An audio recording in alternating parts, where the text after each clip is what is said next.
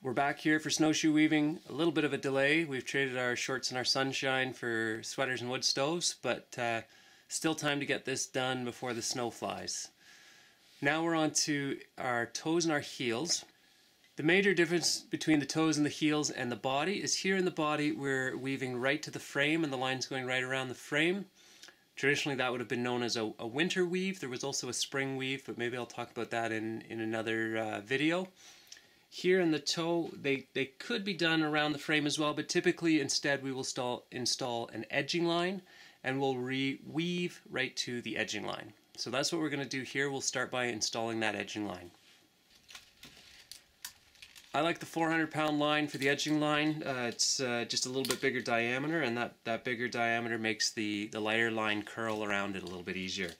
We only need about 5 coils at most here.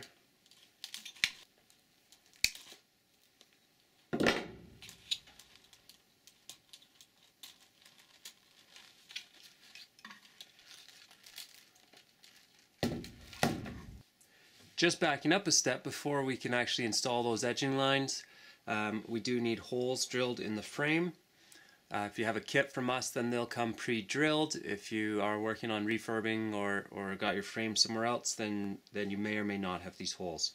So we put 4 holes on the front crossbar, and then there'll also be pairs of holes along the outside of the frame. Some people will do 1 pair of holes right here at the center, at the tip of the toe. We have 2 pairs just offset from the center, and then we will do 2 pairs nice and close to the corner here. And then we have 2 more pairs just filling in, just evenly spaced, filling in between the pair up near the tip and the pair down at the corners. With a bigger area, you might have a third set of intermediate holes. Maybe I'll put up a little diagram sort of showing the layout of those holes.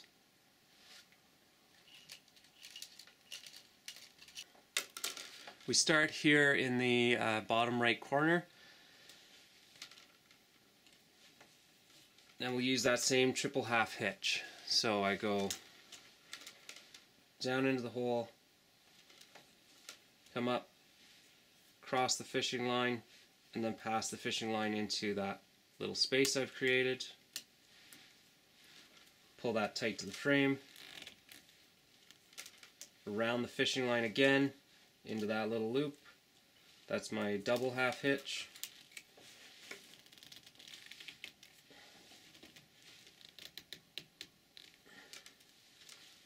And around again into the loop, triple half hitch.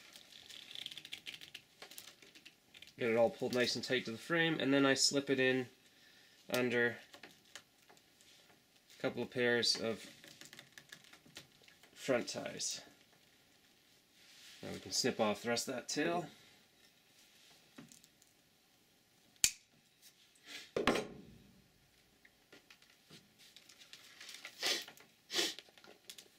As I mentioned, we have our holes in the frame drilled in tightly spaced pairs. 1 pair right here, 2nd pair here.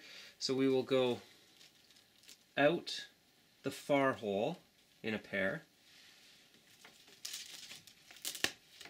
and come back in the near hole. And when we come back in the near hole, the lines are going to cross, and I will have the line cross above when you bring it into the frame.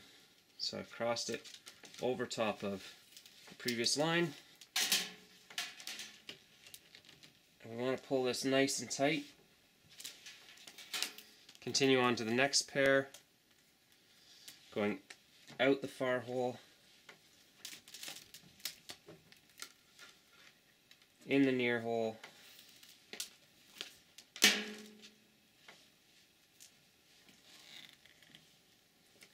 pull it nice and tight.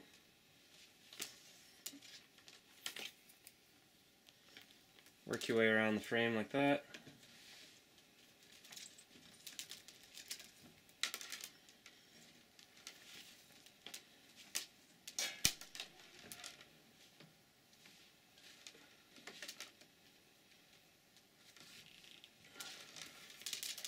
Now we are going to be weaving to these edging lines.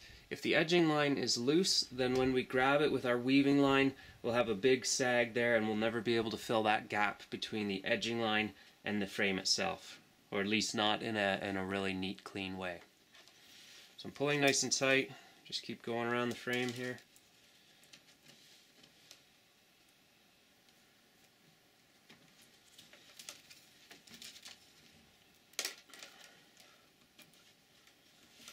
Remember, when you come back in the frame, you should be crossing above.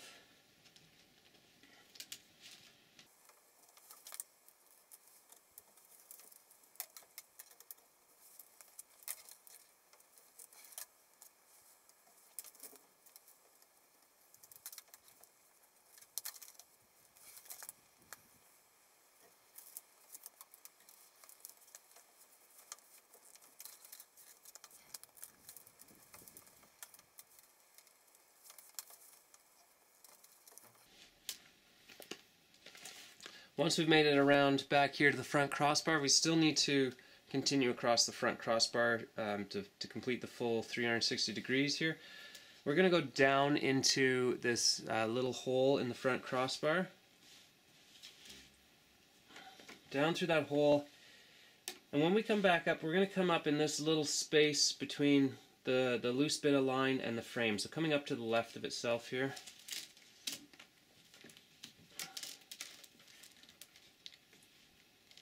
Creates a little bit of a cross. And then to keep this edging line nice and tight to the frame, I'm going to pass it in. I've got three front ties. Well, one of them is a main tie, but I have 3 front ties here before I reach the next hole. I'll just tuck it into the middle of those 3 front ties. Into the middle one. Tuck it in there.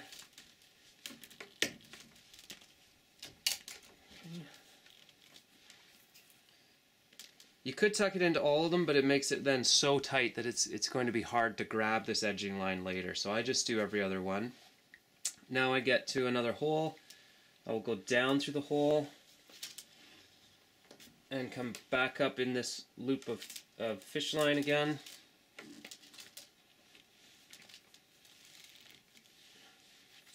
Same thing on the next hole.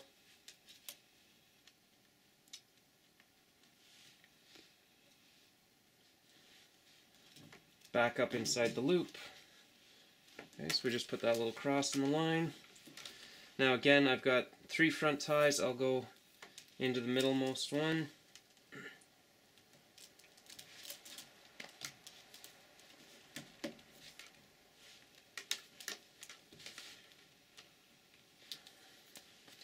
And then that brings me back here to where I started, and I will just pass the line into that little corner pocket. And I'm going to tie off with a triple half hitch. So I'm going to have my start and my finish triple half hitches are all in the same place, which can get a little bit bulky, and I have had people at workshops looking for alternatives because they don't like the look of that bulky knot. I really don't mind it. I find once you're wearing the snowshoes, you're never going to notice it again. But if you want to fiddle with trying to join these with crimps and get them tight that way, then you could certainly do that as well. But I will just do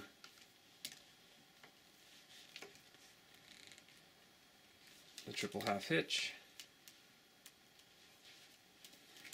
Oops. Round the line into the loop. That was my second one. Round the line into the loop. That's my third one. I'm going to tuck that tail into 2 front ties.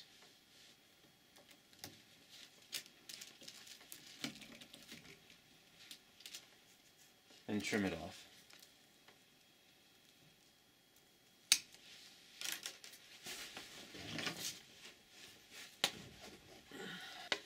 So that's my edging line. Got it nice and tight all along there. You can see where the frame has been, whoops. You can see where the frame has been routed out to create a groove for the edging line to run in, protects it from some abrasion, and you can see the pairs of holes there.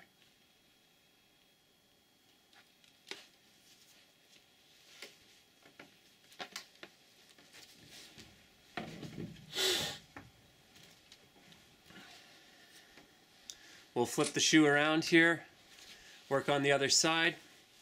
We'll just think about our rights and our lefts here in the frame of reference for how we're actually looking at our shoe. This will be the right and this will be the left, and that'll keep things a lot less confusing. 4 coils should do it this time.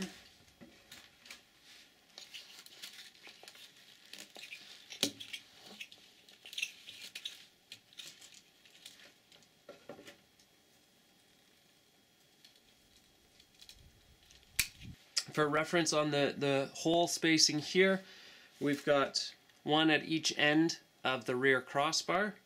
There's 1 in the middle, though I tend to not use the 1 in the middle. Instead, I just like to grab that rear tie. So these 2 at the ends are important. Again, we've got pairs that are nice and tight here to the corner. We've got pairs nice and tight to the tip.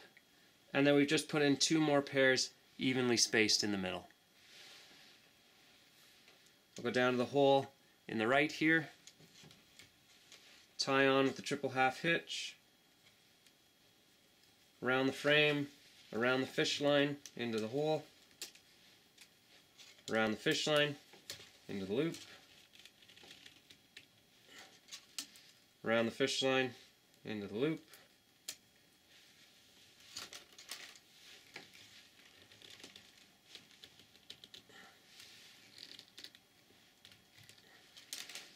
and then I'll tuck it under a couple of the rear ties.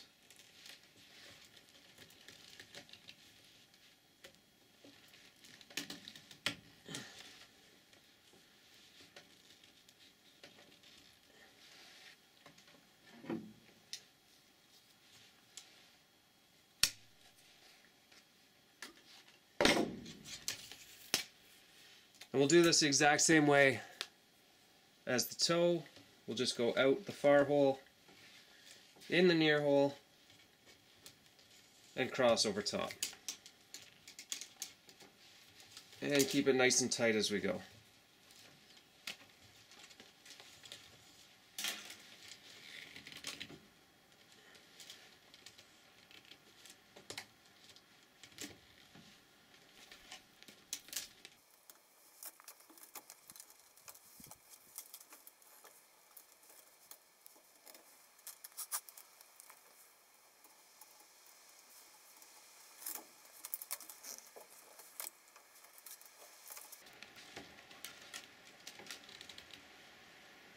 Here at the tip, it's the same way. We're going out the far hole, in the near hole.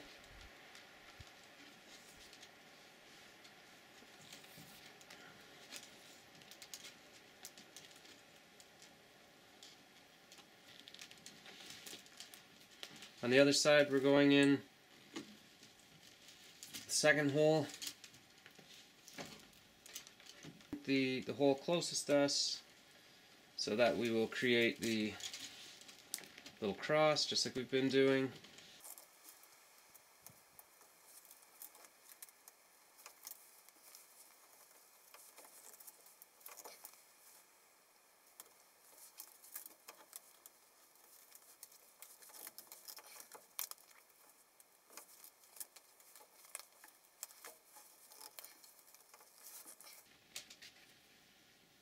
When we get here to the rear crossbar, just like at the front, we'll go down through the hole,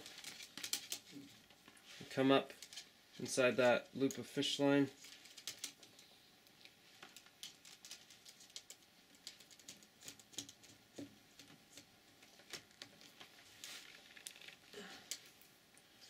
Okay, and then I like to pass under every other rear tie. Again, going under every single rear tie would probably be just a little bit too tight. It'd be hard to grab that edging line later. At the middle here, we do have that hole. I just go into that rear tie. I find is just as effective and a little bit cleaner looking.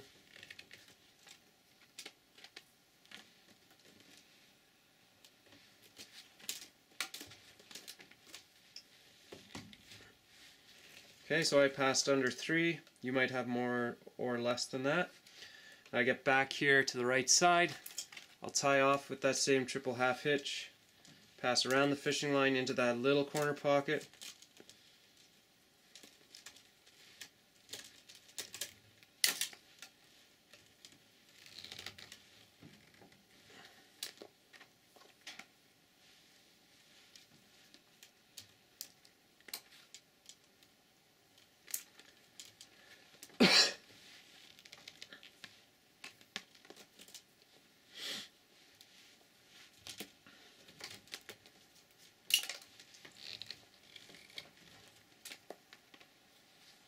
then pass the tails, or the single tail, into a couple of rear ties.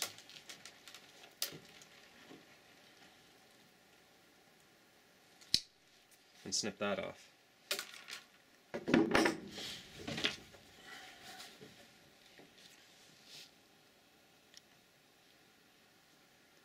So there's my edging line done.